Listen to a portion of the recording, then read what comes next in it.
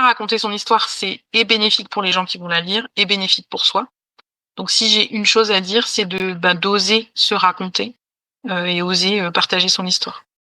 Et donc du coup, remettre la transmission au centre de l'écriture, je trouve que c'est aussi remettre, ce côté de se reconnecter, de se trouver des choses en commun où on peut, recréer un sentiment d'appartenir, quand on lit le livre: «Mais tiens, je suis pas la seule qui a vécu ça. Tout à fait. Waouh! Et si jamais je vais vivre cette histoire, j'ai déjà une manière de comment ça pourrait se passer, d'avoir une idée». Donc je trouve que la transmission, c'est quelque chose de très important et j'aime beaucoup la mission que tu t'es donnée, Fanny, parce que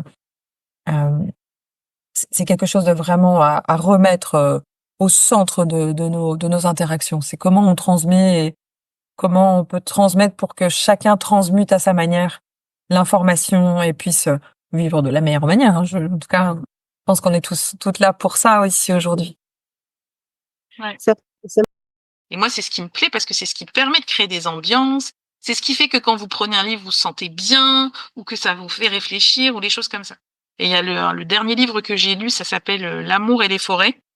Euh, c'est donc ça, c'est une réalité toute cognitive. Hein, donc forcément, l'émotion, elle est au cœur de tout. Et puis, je suis sûre que dans les auditrices, il y en a plein qui écrivent parce qu'en fait, en tant que